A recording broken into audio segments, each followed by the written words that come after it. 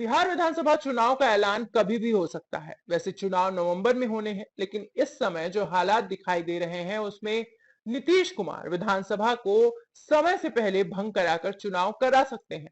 इसलिए एनडीए और महागठबंधन दोनों ही तरफ से तैयारियां तेज हो गई हैं।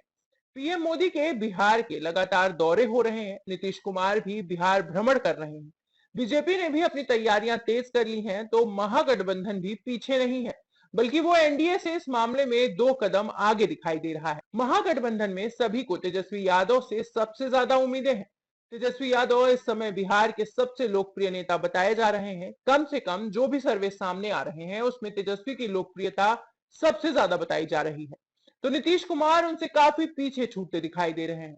अभी हाल ही में आए एक और सर्वे से साफ हो गया है कि पार्टी के तौर पर आरजेडी और नेता के तौर पर तेजस्वी यादव बिहार की सबसे पहली पसंद है।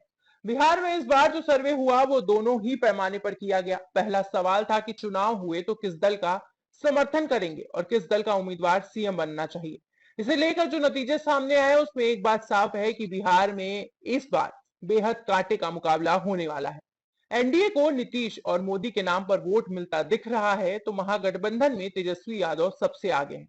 यह भी कहा जा सकता है कि तेजस्वी यादव ही बिहार की पहली पसंद बनकर सामने आए हैं। सर्वे में बताया गया है कि आज चुनाव होते हैं तो सबसे ज्यादा 28% वोट आरजेडी के नाम पर डलेगा, तो दूसरे नंबर पर बीजेपी है जिसे 25% वोट मिल सकता है। बात अगर सीएम फेस की हो तो इसमें भी तेजस्वी यादव सबसे आगे दिखाई दे रहे हैं।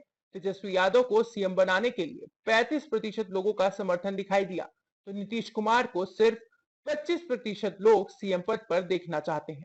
वैसे पिछले एक महीने में नीतीश कुमार की लोकप्रियता बढ़ी जरूर है, लेकिन इसका सबसे ज्यादा नुकसान बीजेपी नेता सम्राट चौधरी को होता दिखाई दे रहा है। सम्राट चौधरी को सीएम बनाने वालों की संख्या घटकर 8% रह गई है। पिछले महीने ये 13% तक हो गई थी।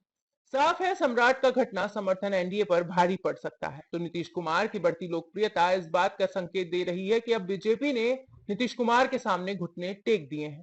यानी विधानसभा चुनाव में नीतीश कुमार ही एनडीए का नेतृत्व करेंगे और चुनाव जीतने पर नीतीश कुमार ही सीएम भी बनेंगे। सम्राट चौधरी या बीजेपी के दूसरे किसी नेता के सीएम बनने की उम्मीद अब खत्म होती दिखाई दे रही है। चिराग पासवान भी भले ही दावा कर रहे हो कि बिहार उन्हें बुला रहा है, लेकिन सर्वे में साफ है कि चिराग पासवान के लिए अभी इंतजार है। अभी उनका नंबर नहीं आया है। चुनावों के बाद नीतीश या तेजस्वी यादव में से ही कोई सीएम बनेगा और जो ताजा सर्वे आया है वो इसी तरफ इशारा कर रहा है। साथ ही ये भी माना जा रहा है कि इस बार का चुनाव बेहद कांटे का होने वाला है। अगर विपक्षी वोट एकजुट रहता है तो एनडीए की हार तय है, लेकिन विपक्ष के वोट में बिखराव हुआ तो इसका फायदा एनडीए को मिल सकता है। इस खबर पर अपनी राय हमारे कमेंट बॉक्स में जरूर दें।